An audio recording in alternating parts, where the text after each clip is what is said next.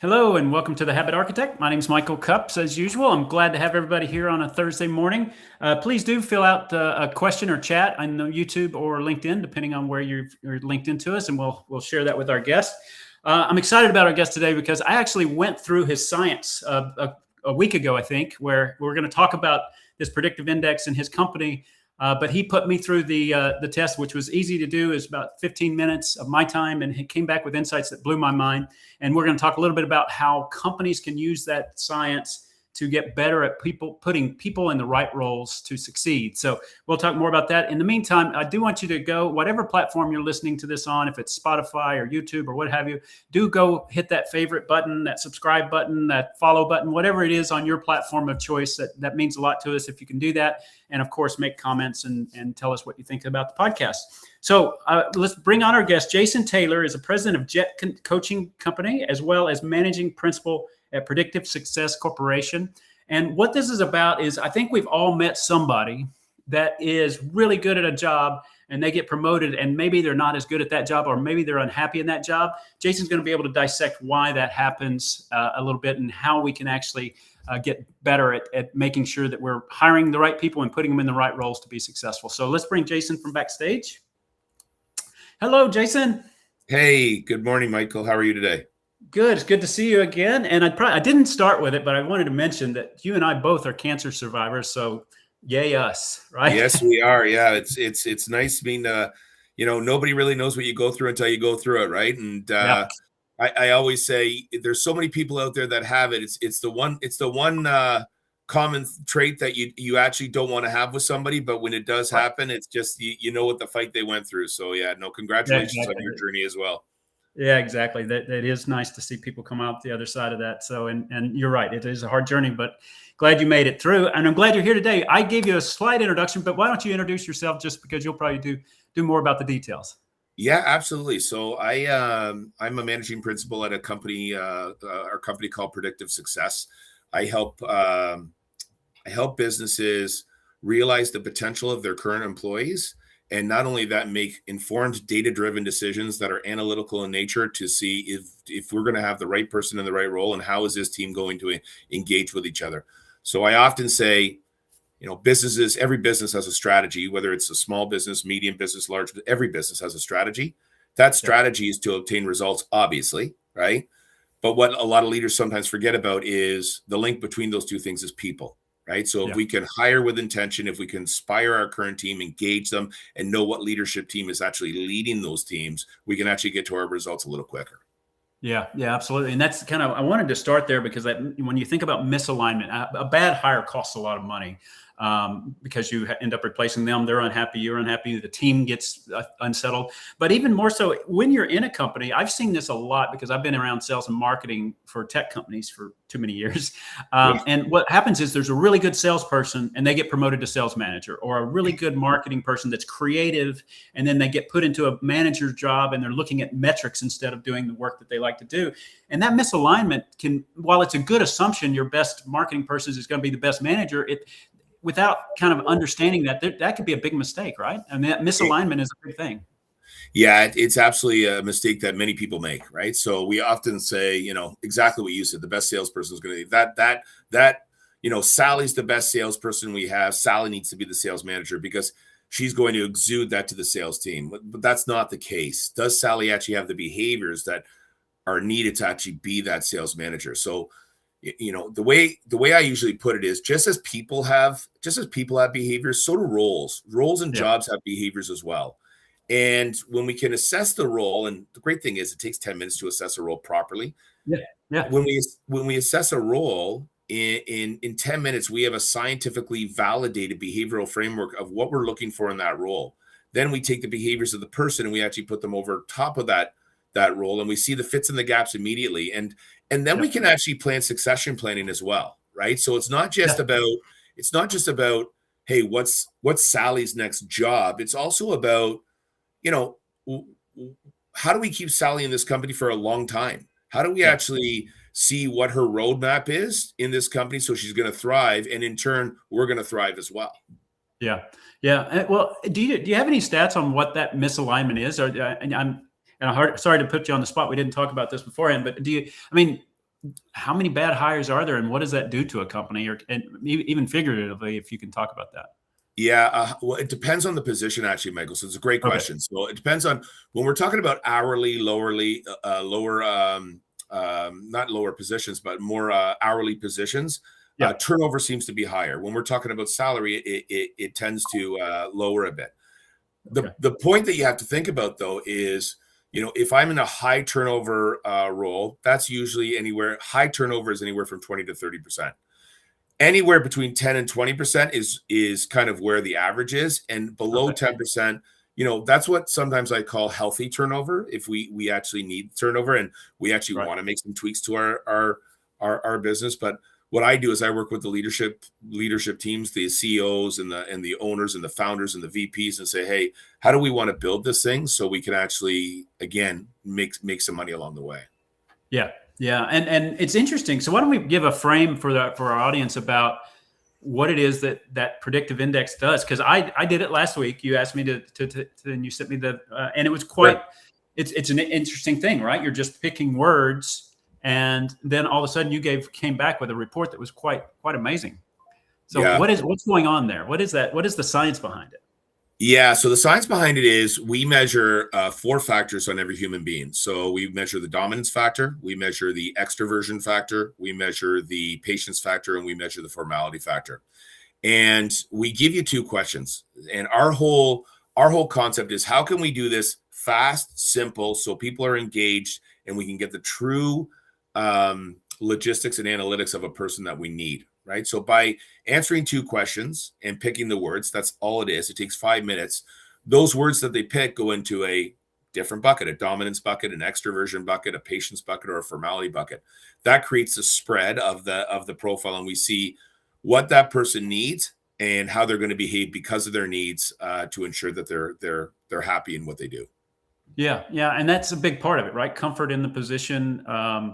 I mean, we all want to be challenged, but we also want to be somewhere that we enjoy what's ahead of us in the day, right? So, Absolutely. out of those 4 metrics, I mean, is it a combination of the metrics, or is there certain things that you can really spot that says, "Hey, this role needs this trait"? Yeah, absolutely. So it's a twofold answer for that. So that we look at each factor individually, but then we look at the factors together. So Okay. I'll give you an example. If I have a person who's very independent and dominant and they're impatient for results, I know that that person is going to be proactive. Okay, I know Okay. that that person is, they want to make the decision, and oh, by the way, they wanted it done yesterday. So I know they're going to move with speed. Okay, Yeah. if I have person the opposite with a more collaborative dominance, so they want to collaborate and they're patient and steady, I know that person is going to be task orientated. They're going to want the right decision, the best decision, and then they're going to help lead the team to get to that proper decision and get to that outcome. So by looking at each factor, the dominance, extroversion, patience, or formality Yep. factor together, we can also group them together and see who we actually get. And the best part about our system is there's cheat sheets, right? There's ways to do this. I'm trained in this, but there's ways Yeah. that the CEO or the CFO can kind of just read based on where their factors are and what person's coming into their organization. Yeah. Yeah, that's interesting. And so, is there a particular organization size or organizational structure that gets the most benefit from your service? I mean, I was thinking that what would really be cool in a young growth company, you have a founder who is now outside of their comfort zone, and they know they need a CFO and a COO because they're scaling and it's getting really fun, but it also can get out of control fast. But what's your ideal profile for a customer? Yeah. So I'm going to answer that, and it's going to be a bit of a shocking answer for you. Okay. Every company is an ideal customer, and I'll tell you why. The common thread between every company is people, right? Yeah. So, and we need to know our people to make sure that we grow. So now, to your question, Michael, is how do companies use it? So if I'm a startup founder company and I have, 3 people on my team, how do I build this? How do we map it out? And how do we Right. actually grow? I work with the founders on how do we actually take this thing and make it grow so it's sustainable and we're building something strong. With a company that's scaling, okay, so we're not in the startup mode anymore. Now we're scaling. We're making Yeah. some money, but now we really have to work on efficiency. We have to work Yeah. on productivity so we can get to be the big gigantic company. And when I'm looking at gigantic and big companies, then it's about promotions, right person, right role. Yeah. Who's leading the individual's teams? So Yeah. who is actually, it's not just one leader as a startup would have or a scale up would have. Now it's multiple leaders. Now it's multiple people that have to work together. And then we can actually see, hey, how are all these leaders going to work together and engage with each other so we can actually grow our bottom line a little quicker? Yeah.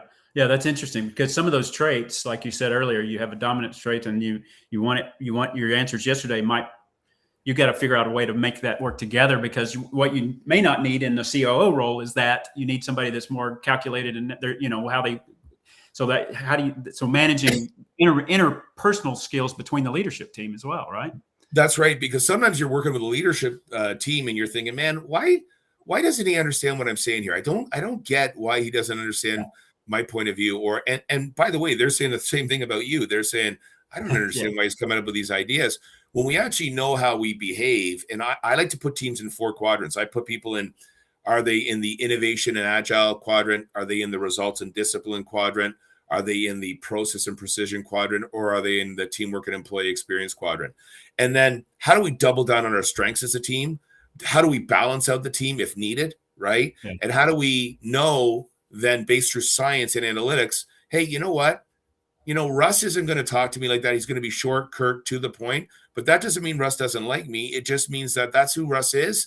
And I need to make sure that I adjust my communication and become a little more self-aware. Because the true misconception with leadership and engagement with teams, whether you're a founder or starting up or in a big company, is 95% of people think they're self-aware, but in fact only 15 to 12% are self-aware. And true self-awareness is, that's a fact. That was done by Tasha Eurich. She was a Harvard business professor. She did a 5-year study with over 5,000 participants in it. And her study said 95% of us think we're self-aware, but only 15% of us are. But that's true amazing. Self-awareness, that's a question, because most people will say, hey, I know my strengths, I know my blind spots. Right. I'm self-aware. That's not true self-awareness. True self-awareness is, I know my strengths, I know my blind spots, but more importantly, how do they affect my team? And how is my team going to react to those blind spots and those strengths based on how I present myself? And then I can make my message resonate with the team. I can actually, if I have to talk to you one way, Michael, and I know it with you based on your profile, I know I can actually be very direct with you, to the point, and you're going to be like, yeah, okay, got it, Jay. But maybe Jennifer on my other team, she needs it to be a little more soft approach, and I can't come across as, just kind of as driving as I am. I need to I need to tailor it back a bit, right? Yeah, that's interesting. I was, when I was thinking about this conversation, I was thinking about the hiring process. But you're right. There's a lot to the dynamics of making a team successful and how they interact with each other, right? And that's, for sure, that knowledge is. So I'm guessing in an engagement, if you have a team, and let's say you have a typical CFO, CEO, COO, VP of sales, whatever, they see each other's profiles, or they get trained on how to react to that profile, not necessarily the person, or is it how does that happen? Absolutely, you said it perfectly. So we in a self-aware organization, we'll share our profiles with everybody, right? It's not a scary thing to say, hey, and people will say to me, hey, I'm this profile, is that okay? Because we have names for profiles. We have social profiles, analytical profiles, stabilizing profiles, persistent profiles, and we have individual names for those profiles. And people will say, hey, one of the names for a profile is a collaborator. So they'll say, Jason, I'm a collaborator. Is that okay? And I'll kind of chuckle. I go, absolutely, it's okay. And I tell people, you're perfect just the way you are, but now we know how to work with you, and now we know how to coach you properly, and now we know how you're going to interact with the team. Because collaborators will work a little different than with somebody who's a specialist, right? So we can actually improve those dynamics and be a little more self-aware as a team.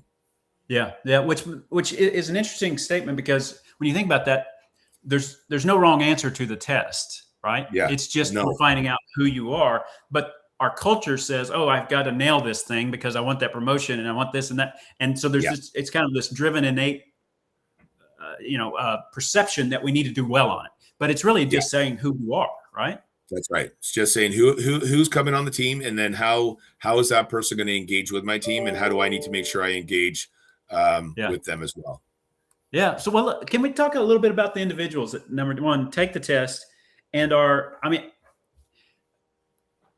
we're taught that when you get to a big company, you do your job, you get promoted, you do that job, you get promoted. And that is supposedly the journey that we all want. Right. Yeah. But the reality is maybe that's not the case. And we need through HR departments to make it okay where you are. But how does that get played out? I mean, it feels like if you get passed over for a promotion, but you're happy with what you do and how you do it, then it's okay, right? But that's not, you know, Yeah. So you're right. Society tells us we should always be constantly moving up, right? yeah, So there is an innate thing in everyone that we want to grow. Okay. But growth doesn't always mean a promotion. Growth could be a side project. Growth could be a special assignment.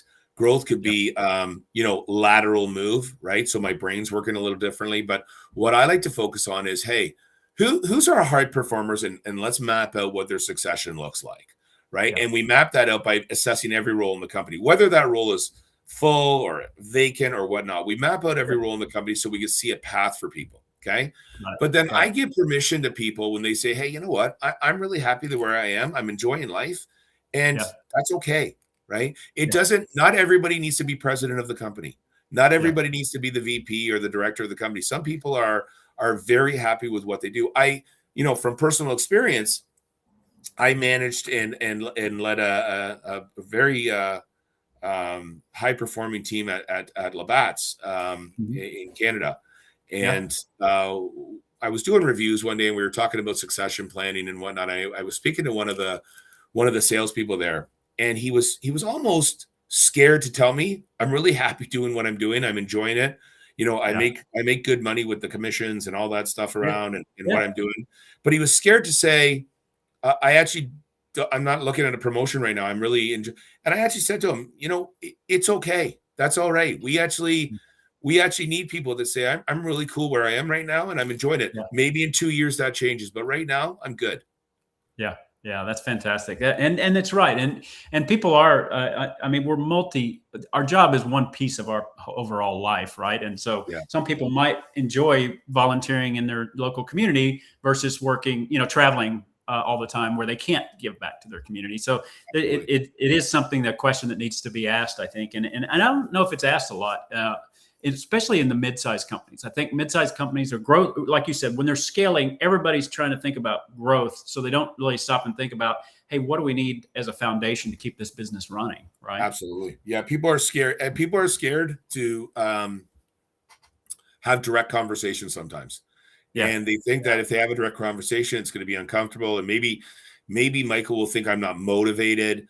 He'll think that, oh, he doesn't want to be promoted. Do I want him on the team? I want people that just want to. Yeah. No, maybe I'm a great person, and I'm really happy with what I do, and I perform. I Yeah. put people into 4 quadrants in companies. Okay, Mm, so and the 4 quadrants are cultural champion, right? That person's highly engaged and there's high performance. yeah. The next person I like to say is the grinder, high performance but low engagement. Okay, the next person is what I call the silent killer.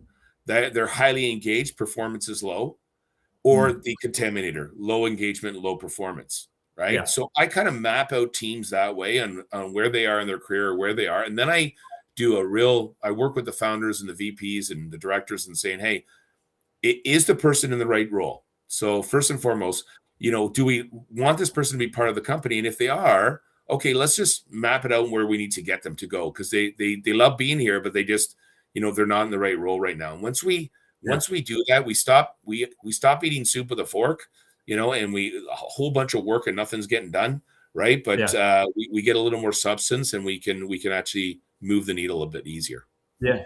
Yeah. That makes sense. And I'm guessing that part of your analysis and working with companies is also mapping when somebody is a collaborator, and I forget one of the other words you use, but Specialist, whatever, yeah. specialist.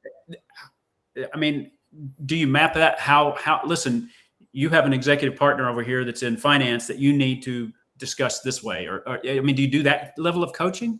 Yes, we do. Yeah. So Okay. what we're experts at is, hey, based on this person and who's this one profile and this person who's that, what are the strengths, cautions, and tips to their relationship?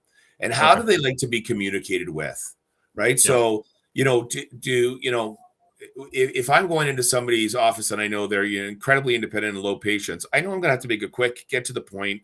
Let's be Yep. pretty direct and go. If I look for somebody the other way, then it's okay. I need to be, take a little more time. It's probably going to be a 10-15 minute conversation, right? Yep. And directed that way. And then when we see, hey, here's what we're great at together, but here's the cautions, and we get those tips, we can both adjust. And I believe we both have to adjust, right? It's not Yep. just me or it's not just you. We both have to kind of meet each other halfway to improve that relationship or make that relationship thrive a little more than it already is. Yeah. Yeah. Yeah. Exactly. Exactly. That's when you think about friction at work, this is an awesome way to actually start understanding it. That self-awareness comes in. Now, Sure. so when we think about a company that's executing on this type of program, because we're a habits and priority management type of system in Time Bandit. So what are kind of the what are maybe we start with what are the bad habits that get replaced with good habits, or we can start reverse that, whatever is comfortable for you. What does it look like to be good when you implement this system, and what was it before? Yeah. So what I like to start with is get to know your team, right? And what I mean is your direct team. So whether it's same level as you or the people that are actually reporting into you. So get to know your team, and don't assume that you know them, right? So Right. there are people that I've been friends with, I've worked with, and I thought, you know what, I've got him figured out and whatnot. Sure, I have some of it figured out, but then you know what? Maybe I don't have everything kind of figured out along the way. So get Yeah. to know your direct team or the people that report directly into you first and foremost. Okay. Then how do we actually see what the fits and gaps are of that person to that role throughout the year? So we can not just, guess if this person's going to struggle. We can actually see how long is this person going to take to get into this role and get up to speed in the role that we actually need him or her in. Okay. So Yeah.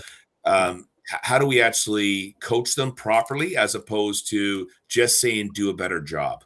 Okay. Yeah. So, this one of the best habits it gets you, Michael, is actually says, hey, this person needs to be coached this way. And Yeah. then here's some strategies based on who you're dealing with, on how they like to make decisions, how they like to take action, how they deal Yeah. with risk, right? So I Yeah. can actually get 4 or 5 strategies based on who you are and what you need, and apply one of those strategies instantly to make Yeah. sure that you're going to thrive in your job. Here's the thing: when you thrive in your job, that creates what I call better work, better world. Yeah. Okay. And what I mean by that is better work, better world means it actually doesn't feel like work to me. Right. Yeah. So I'm very fortunate. I experienced better work, better world. So I didn't get up this morning and say, I can't believe I have to talk to Michael on his podcast today. Oh, it's a grind Yeah. today. I have to meet with Frank in the morning. And I didn't say that. I got Yeah. up and I said, well, I'm very grateful and I'm lucky that I get to talk to some awesome people today and Yeah. help them improve their companies through people and get to their results quicker. Right. Yeah. And I know Yeah. you're the same way. I know you love coaching and working with people and companies to say you're Yeah. in the exact right role you should be in. You Yeah. should be, you're altruistic, you're very strategic, you're very helpful, you're proactive in your approach, you move with speed, you follow up, and your job is all about that. So Yeah. again, it doesn't feel like a grind for you. It doesn't feel awkward Yeah. and clunky. It actually feels smooth, and you're doing what you love to do. Yeah, well, and that's just it. When I took your test, and then you said, "Hey, I want to play back the results for you," which I very much appreciate. Thank you for doing that. The thing I felt was relief, because what you said is like, yeah, that's who I am, and it didn't make me feel like I had to be somebody else, right? Yeah. Because it was like, yeah, that I agree with that. I agree with the assessment, and it's just amazingly accurate in my opinion. It was, and so that actually, when I think about that for just anybody starting their day, like you said, do they feel in control or do they feel out of control? And some Yeah. of that out of control might be that they are either approaching the job wrong or they're in the wrong job, right? 100%. And no one can sustain that one. That's where, stress in the workplace, says burnout, all that stuff happens. But we all want to be in control. And when we walk in, when you feel that, you kind of like, whatever comes at me, I'm going to deal with it, right? And there are people that I don't think they have the skills to do that because they haven't been trained Yeah. that it's going to, it's going to be okay. Or maybe, like you said, they're in the wrong position, which is interesting. I think it. I was trying to think after you and I talked, what if you would have told me that's not who I was, right? What would I have done? And I'm guessing you face that a lot, right? Somebody says, well, wait a minute. No, I identify as an aggressive go-getter, and you're saying I'm more analytical. I mean, what does that process look like? Yeah. So when I do an assessment on anybody, I get 3 graphs on them, right? So I get a graph that we call the self. That's their DNA. That's how they're hardwired. That's how they behave 95% of the time. We get a second graph, which is very, very important. And it's called the self-concept. And the self-concept is a 90 to 120 day rear view look at that person's world and life and what's kind of coming at them and how they're behaving based on their current circumstances. Usually in those 2 graphs, I can actually see, hey, here's who the person is, but here's how they're acting. And then we have a talk, Michael, about is what you're doing sustainable? And because we're human beings, we're smart, right? We can flex our behaviors and be who we need to be in any situation. However, how sustainable is that? So then I'd have a conversation, and I do have these conversations with people and saying, hey, how engaged are you right now? Are you actually happy? And when you ask the right questions in the right way, you'd be surprised how honest people actually get. They actually pour it out to you because they're not happy. And I'm a believer that you can see somebody's passion or if they're happy just through a conversation with them as well, because their behaviors are mimicked through kind of their body language and how they're talking. If you're just kind of mailing it in, I know, at the time you're probably just mailing it in. And then I have a question on, Michael, how engaged are you right now? Because true engagement is everybody's pulling the rope, right? Yeah. So if you're thinking of a game of tug of war, here's what's scary. If you have 10 people on your team, we have probably 6 or 7 of those guys on the rope pulling with all their might, right? Yeah. We might have 2 or 3 of those people actually, just hanging onto the rope, and one's not even hanging onto the rope at all. They're just, they're just trying to actually get over this game and just go through the motion. Go through the motion, right? Yeah, that's a good analogy. I like that, and I think it applies to our personal lives too, because on this podcast, we've had a lot of guests that either talk about fitness programs or other programs to self-improvement. And think about that. If your personality and who you are isn't a marathoner, but you're trying to tell yourself to be a marathoner, then you're going to have some internal conflict along the way, right? And you're not going to feel passionate about it.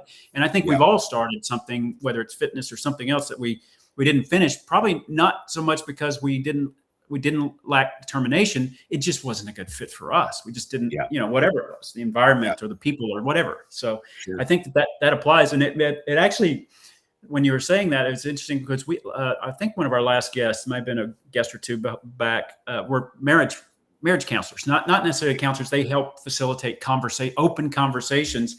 And I guarantee you the conversations we had with them and you are probably kind of very similar, because it's about people working together to figure out how to make it work.